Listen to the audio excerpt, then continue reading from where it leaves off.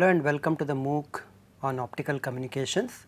In this module we will discuss some aspects of noise associated with optical amplifiers. We will talk about the signal and the amplified spontaneous emission noise beating, and we will also talk about the noise because of the amplified spontaneous emission beating with itself. Okay. We will evaluate the noise figure of an optical amplifier and show that for an ideal optical amplifier the noise figure turns out to be 3 or rather 3 dB. Okay. So, let us look at, before looking at the noise in the optical amplifier, let us put down the setting that we are interested in. So, we know that from the transmitter side you are actually getting an input signal. Okay. This could be modulated waveform or it could be just a constant. Now, we will simply assume that the input signal that is coming in has a certain form which is given by some power. Okay. And this power, so we are going to use a slightly different notation that we have used. So, here we will assume that the amplitude of the signal is under root of 2 into p. This of course is centered at the optical carrier which is Fc. So, cos 2 pi Fct, the carrier has a certain random phase theta. Okay. This expression could very well tell you the pulse that you might have received when you are transmitting using a on off keying system. Okay. When you transmit a pulse, okay, then the amplitude of the pulse would be square root 2 p, and then it of course has a certain center in terms of the frequency, it will be centered at the frequency Fc. In the previous classes we might have used Fs is equal to Fc. So, we might have just used a different notation. Here we are using this notation of Fc. The information is actually residing in the power and not really in the phase of the information. The phase is completely random. It could be anywhere between minus pi to plus pi. Okay. So, this is my optical signal which is arriving at the receiver. What we do here is that we take this one and then send it through a amplifier. Okay. The amplifier is assumed to have a gain G, and there are certain noise processes that are associated with the amplifier which we are anyway going to talk about it slightly later. After you have amplified it, you then filter it out. Okay. So, this filter is actually implemented as a band pass filter in the optical domain. So, please note that the signal that you have received is optical. After amplification the signal still remains in the optical domain. That is because you are actually using a optical amplifier. Optical amplifiers amplify signals in the optical domain, and once you have amplified the signal in the optical domain, then you are filtering again in the optical domain. Okay. After you have filtered that in the optical domain, you are going to put this one through a photodetector. Okay. So, that you may convert the optical signals into electrical signals. You might also want to put up some electrical filters here in order to limit the out of band noise, or the electrical filter could be part of the transimpedance amplifier design that goes with the photodetector itself. And what you get at the output would obviously be the signal or the photocurrent that you are interested in. Okay. The filtered photocurrent is what you are going to get, and whatever the processing that you want to do, you can do the processing onto this photocurrent. Okay. So, this is our model. Now, let us first write down what would be the signals that you are going to see at different points on this chain, and then look at the statistics of the noise processes that go along with this. Okay. Now, to see that one, let us call this signal that we have received, which is square root of 2 p cos 2 pi Fct plus theta, as a signal, and after that it would obviously be amplified by a certain factor. Please remember that this factor G is actually defined as the power gain, which means that amplitudes actually go as square root of G. Why do the amplitudes have to go as square root of G? Because remember that amplitude square is giving you the power, not the amplitude itself. So, if you want the power gain to be G, the amplitude better go as square root of G. Okay. So, this signal at this point is just whatever the signal that has come in, and this S of t is equal to square root of 2 p cos 2 pi Fct plus theta, but what you get here would be an amplified signal. Okay. This would be an amplified signal, but in addition to the amplification you are also going to get a certain gain. Okay. So, this would be square root of G S of t, which is the amplitude of S of t that has been scaled up by a factor of square root of G, but in addition to that you are also going to get a noise process. We will assume that this noise, which of course will have a much larger bandwidth compared to the signal, is adding to the optical signal. Please note that this is also optical noise, right, noise in the optical domain, this is also optical signal that you have, except that the optical amplitude has now scaled up by square root of g. The two optical fields are getting added. So, this model is sometimes called as additive noise model. Okay. In addition, if the noise process happens to have a flat power spectral density, then the noise is said to be white.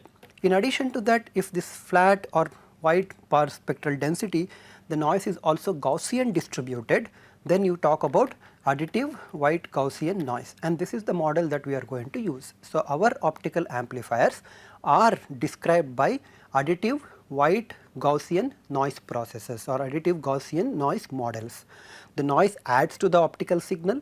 The noise has a very flat power spectral density, much larger than, ideally of course it will be infinite flat over the infinite frequencies, but for our purposes if it is flatter over the entire band pass filter bandwidth, then one can consider it to be white noise, and in addition to that the noise is Gaussian distributed. Okay.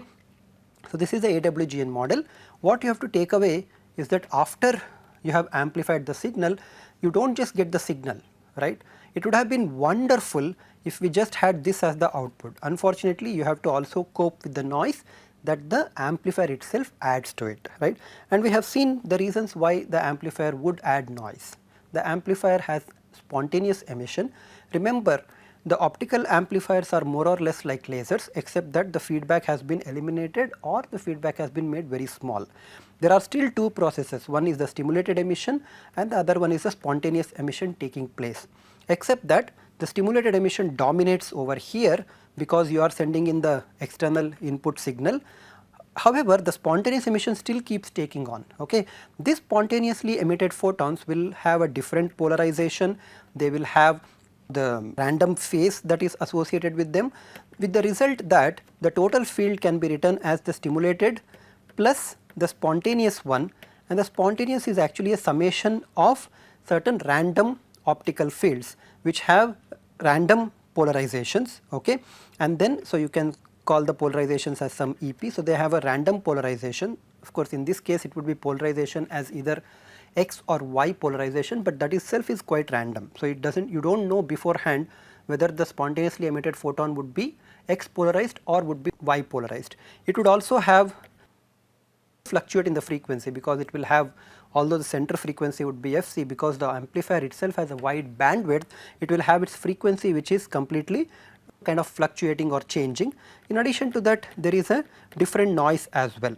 So, you might imagine that the overall spontaneously emitted field could be written something like this, okay, where Fi stands for different frequencies within the bandwidth and theta I stands for the random phase that goes with that. The net effect of this spontaneous emission is that if you look at the process, spontaneous emission process itself, it would correspond to, in time domain, some noisy waveform. Okay. So, this is in time domain, it would correspond to noisy waveform, and all that is happening is thanks to this Fi and theta I. If you look at its frequency domain spectra, the noise actually has a flat power spectral density which is defined as N0 by 2. Please recall our discussion on the power spectral density that we talked about in the earlier modules. Okay. So, this is in the frequency domain, and because it is flat, we call this as white noise process. Okay. So, at the output of the amplifier you have the signal which you want plus the noise which you do not normally want. Okay. Of course, you do not really want the noise to come out of the amplifier, but it is unfortunate that you have to cope with the noise. What happens after the band pass filter?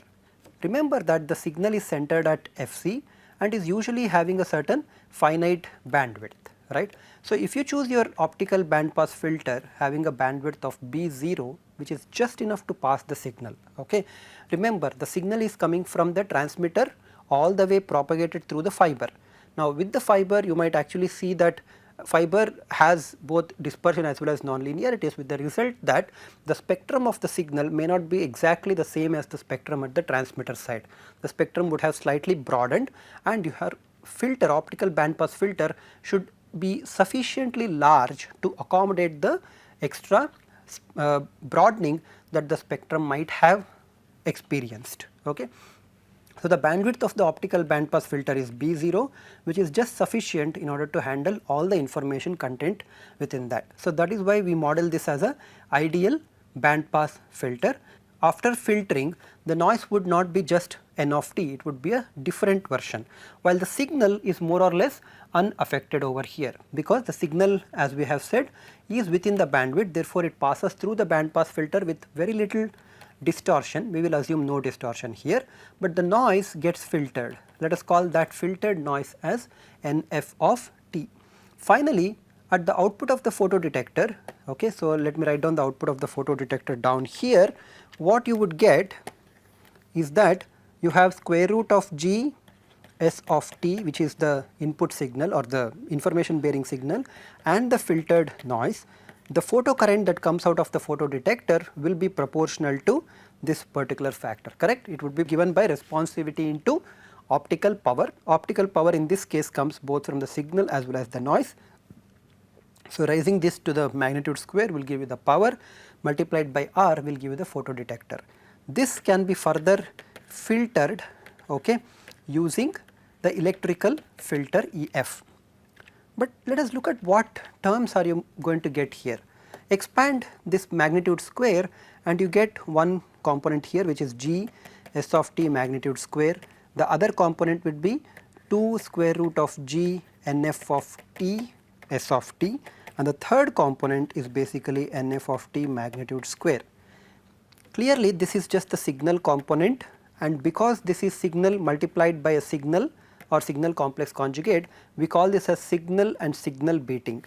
This is just the noise, and the noise source for us is the amplified spontaneous emission source, or sometimes denoted by the spontaneous emission noise SP. So, this term is actually the SP, that is spontaneous emission noise, talking to itself or beating with itself. This is called as spontaneous beating term.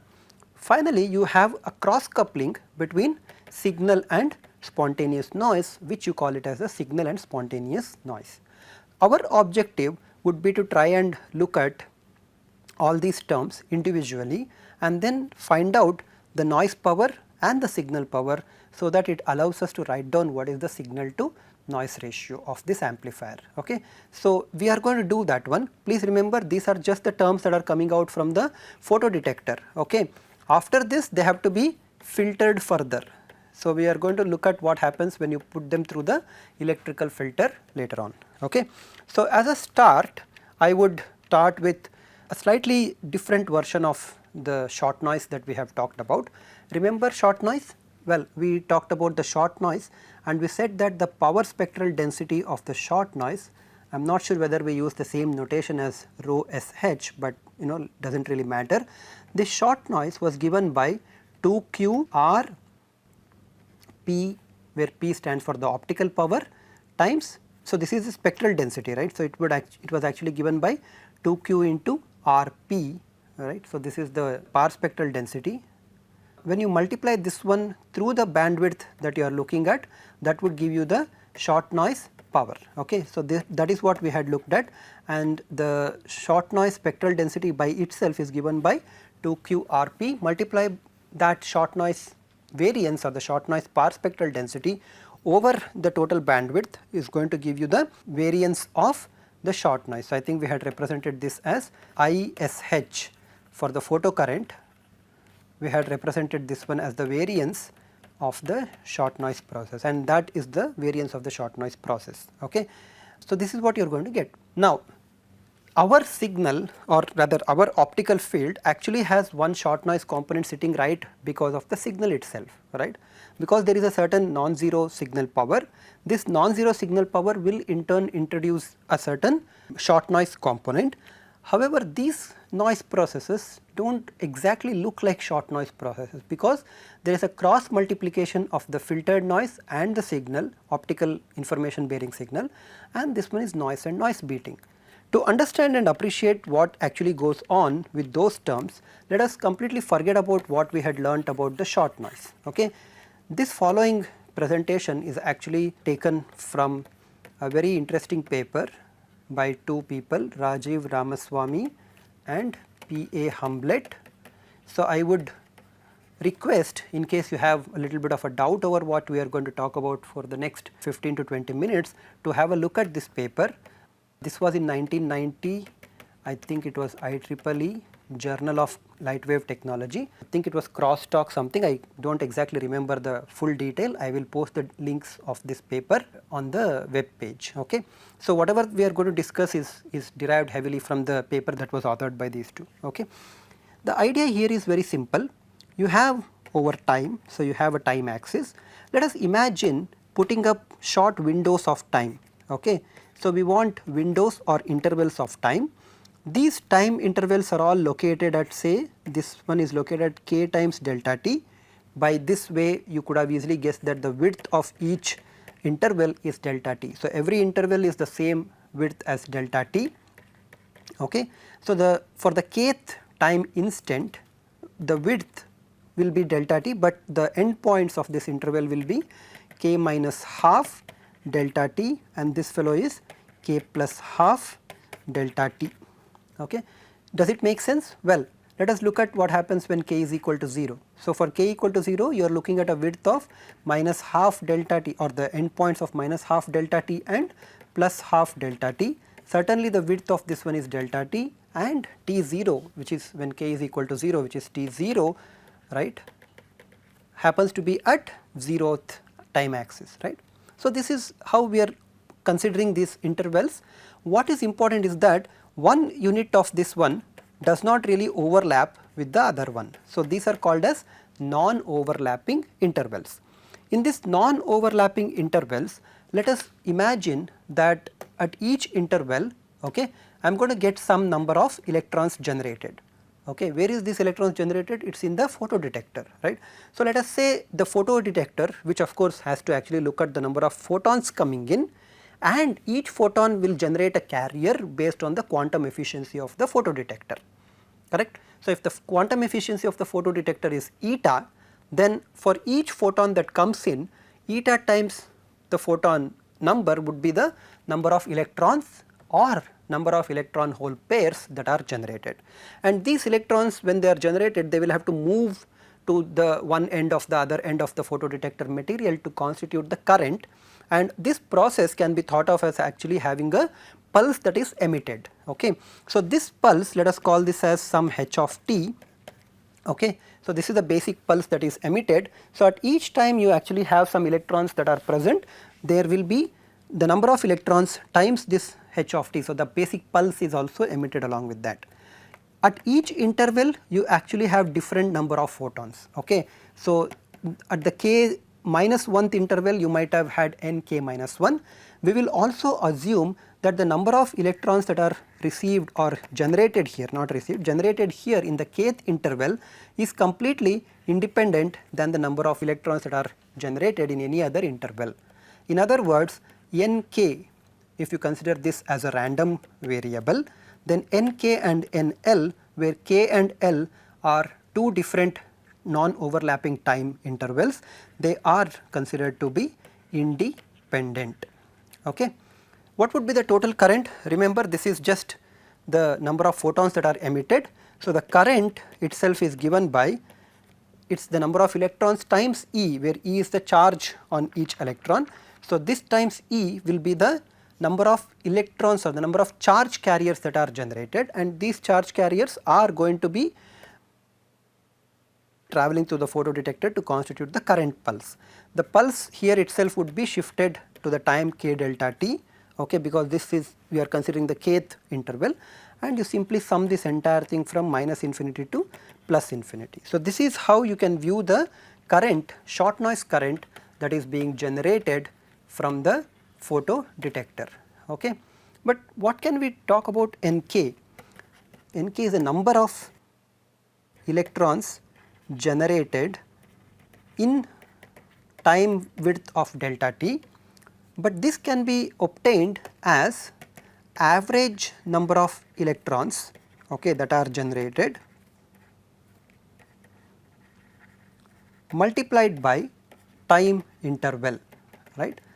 How is this coming about? Well, you imagine that I actually take, I I have made measurements.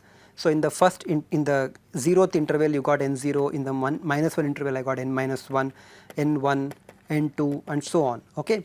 Now, if I take the time width that goes on for all of them, then let us say I do take a length of n, and then n times delta t would be the total time width. Find out what is the number of electrons that have been generated. So, here k will be equal to minus n by 2 to n by 2 minus 1, let us say. Average, or find out the total number of electrons that are generated, divide that one by the total time unit. What you get will be the average number of electrons that are generated per unit time, or this is called as rate of electron generation. Okay, this is rate of electron generation, and this rate times delta t is going to tell me the number of electrons on an average that are generated in that particular time interval. So, Nk can be written as the rate, which is lambda. Of course, this is a non-uniform thing, that is, in some, this lambda is actually a function of time, it is not a constant generation of the electrons. So, this has to be evaluated at the kth interval.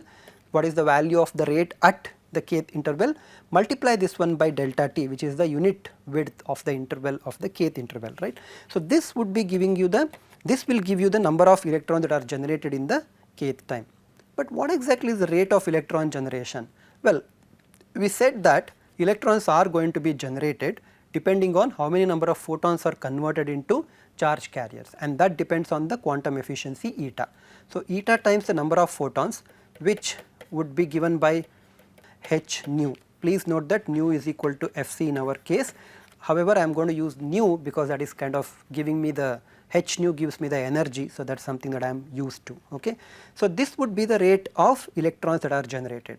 You might have of course guessed that this can have been easily written as R by E, simply because R is the responsivity given as eta E by h nu, correct. So, eta by h nu is given by R by E. Therefore, you are comfortable in the fact that the rate at which electrons are generated actually depends on the photons that are being emitted or photons that are being received by the photodetector. Okay. So, with this, let us go back and substitute for lambda in here and rewrite the current equation. So, I have the short noise current, which is the photocurrent that is generated, given by E eta by h nu, summation k is equal to minus infinity to plus infinity, P of k delta t, and then you have h of t minus k delta t multiplied by delta t, because this is rate and rate has to be multiplied by delta t. Of course, this kind of is a summation over an infinite numbers, but you can get to a continuous distribution by taking delta t tending to 0. When you do that, what you get is the current I of t, given that a certain optical power has been transmitted. Okay. The average value of that is given by this limit of delta t goes to 0, because please note that this equation would be true only when you have received a certain power. If you have not received any power, then you have not generated any short noise. Therefore, the noise that you have generated when you go to the continuous domain is actually conditioned upon the fact that you have received an optical power. Okay. We will initially look at the current conditioned on the fact that you have received an optical power, or conditioned on the fact that optical power is non-zero and you have received it.